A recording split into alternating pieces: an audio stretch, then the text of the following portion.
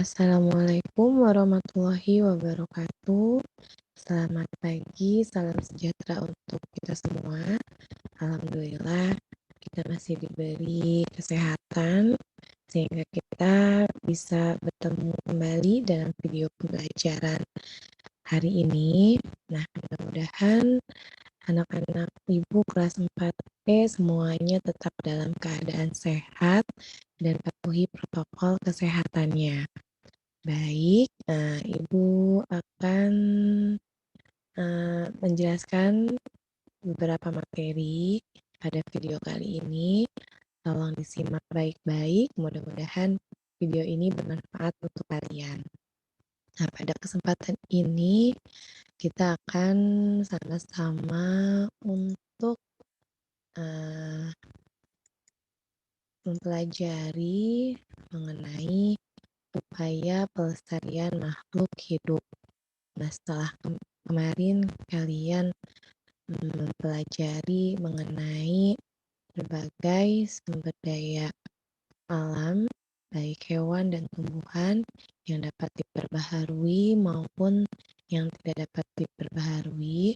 Nah, pada minggu ini kita akan membahas mengenai upaya pelestarian makhluk hidup agar mereka tidak cepat habis atau punah. Nah, di sini ada beberapa populasi jenis hewan dan tumbuhan yang menjadi semakin langka. Ini tentu diakibatkan karena ulah manusia sendiri yang terlalu mengeksploitasi atau memanfaatkan hewan dan tumbuhan tersebut secara besar-besaran. Jadi tidak dipergunakan sebagaimana mestinya. Nah, ini ada beberapa penyebab kelangkaan hewan dan tumbuhan yang ada di Indonesia. Antara lain kita lihat pada tabel yang hewan. Mengapa hewan yang ada di Indonesia banyak yang langka? Ini penyebabnya yang pertama, sering diburu untuk dijadikan hewan peliharaan, dijual, digunakan sebagai hiasan serta obat. Nah, hewan-hewan yang biasa digunakan atau diburu ini tentunya hewan-hewan yang mempunyai nilai ekonomi yang sangat tinggi. Contohnya seperti hewan buaya itu ternyata kulitnya sangat mahal jika dijual karena bisa diolah menjadi beberapa barang seperti tas, sepatu. Nah, sehingga menyebabkan buaya ini atau hewan ini menjadi langka, atau hewan yang lainnya seperti harimau, badak kecula satu itu ternyata jika dijual mempunyai nilai yang sangat tinggi. Oleh karenanya hewan-hewan ini perlu dilindungi. Lalu yang kedua, membutuhkan waktu berkembang biak yang cukup lama. Ya, betul sekali ya, karena diburu tadi sehingga hanya tersisa beberapa spesies atau beberapa jumlahnya hanya beberapa karena diburu dan membutuhkan waktu berkembang biak yang cukup lama. Jadi menyebabkan hewan-hewan ini sangat langka. Lalu yang ketiga, habitat dirusak oleh manusia, misalnya dibakar. Seperti terjadinya kebakaran-kebakaran hutan itu tentu menyebabkan tempat tinggal hewan-hewan ini atau hewan-hewan ini tidak mempunyai tempat tinggal. Lalu yang keempat, tidak mampu beradaptasi terhadap perubahan alam. Jadi karena adanya perubahan alam yang ekstrim, mereka tidak mampu beradaptasi sehingga menyebabkan kematian. Nah, kita lihat pada tumbuhan. Mengapa tumbuhan ini atau penyebab kelangkaan tumbuhan ini apa saja? Yang pertama, dimanfaatkan terus-menerus tanpa ada usaha melestarikannya. Contohnya seperti lahan pohon jati, itu ditebang secara terus-menerus tetapi tidak ditanami kembali, sedangkan proses menanam pohon jati ini membutuhkan waktu yang sangat lama. Lalu yang kedua, sulit berkembang biak. Itu tadi ya, karena, tumbuhan ini memerlukan waktu yang cukup lama untuk, tumbuh dan atau berkembang biak. Lalu yang ketiga, terkena hama.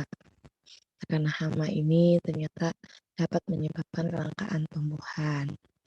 Lalu yang keempat, mengalami kekeringan sehingga tidak memungkinkan untuk tumbuh dengan baik karena tumbuhan ini tentunya perlu memerlukan air dalam proses pertumbuhannya, tapi karena terjadinya kekeringan sehingga menyebabkan tumbuhan ini mati. Lalu kita lihat di sini. Nah, lihat di sini ada gambar. Kamu bisa lihat bagaimana kondisi lingkungan pada gambar berikut. Tentu kita lihat di sini tanahnya kering, tandus, atau mungkin yang seperti ini kamu bisa lihat karena akibat penebangan hutan secara liar, ya. Jadi menyebabkan tanah-tanah ini tidak mendapatkan resapan air yang cukup baik. Lalu apa upaya yang dapat dilakukan untuk memulihkan lingkungan tersebut?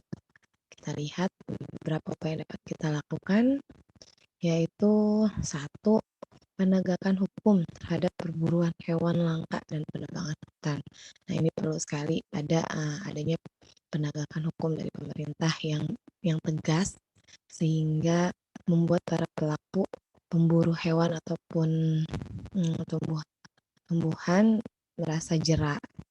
Yang kedua, penangkaran dan hewan dan tumbuhan langka. Nah, ini penting sekali. Contohnya di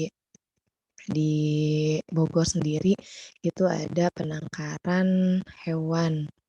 Contohnya ada penangkaran hewan rusa yang ada kalian tahu ada di Cifor ataupun di kebun raya pun itu ada penangkaran hewan rusa. Ini gunanya untuk melestarikan hewan tersebut agar tidak punah. Lalu ada juga penangkaran tumbuhan langka. Contohnya tadi di kebun raya banyak sekali tumbuhan-tumbuhan langka yang kalian temui di kebun raya. Nah, itu juga merupakan salah satu upaya pelestarian yang dapat dilakukan. Dan masih banyak lagi contohnya penangkaran hewan dan tumbuhan yang ada di Kota Bogor. Kalian boleh searching-searching atau browser di Google atau internet. Nah, yang ketiga, pelestarian secara in situ dan ex situ. Apa itu in situ? In situ adalah pelestarian di dalam habitat aslinya, seperti cagar alam, hutan lindung, suaka marga satwa, dan taman nasional. Ini adalah pengertian dari in situ. Lalu ex situ adalah pelestarian di luar habitat aslinya, seperti kebun binatang, kebun raya, taman safari, museum zoologi, dan herbarium. Nah, itu adalah pelestarian secara in situ dan ex situ. Jadi kalian bisa lihat perbedaannya ya. Jadi kalau ex situ ini dibuat sendiri atau buatan manusia, sedangkan in situ ini terjadi secara alami, gitu ya. Nah, sekarang Ibu akan memberikan tugas untuk kalian tadi mengenai pemaparan materi pelestarian lingkungan hidup. Kalian boleh dilihat kembali sebelumnya. Nah, kita akan belajar membuat tugas kalian adalah membuat sebuah poster dengan memilih satu dari dua tema berikut.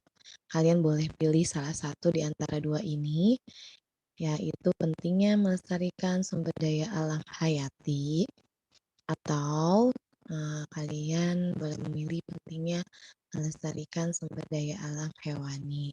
Kalian mungkin sudah sebelumnya pernah membuat bagaimana cara membuat poster. Nah, di sini Ibu ingin kalian membuat poster kembali mengenai tema berikut. Kalian hanya pilih salah satu. Kenapa Ibu menugaskan kalian membuat poster? Karena dengan atau melalui poster secara tidak langsung kita mengajak, khalayak umum atau masyarakat untuk melakukan apa yang kita minta di dalam poster poster yang kita buat ya.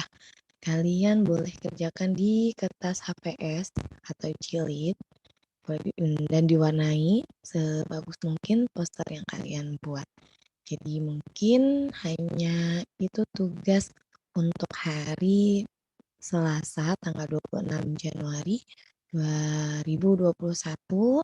Selamat mengerjakan tugas. Kalian boleh baca-baca kembali materi yang Ibu jelaskan, atau kalian boleh mencari referensi atau sumber bacaan lainnya. Nah, tetap semangat, jaga kesehatan. Ibu akhiri, wabillahi taufiq walhidayah. Wassalamualaikum warahmatullahi wabarakatuh.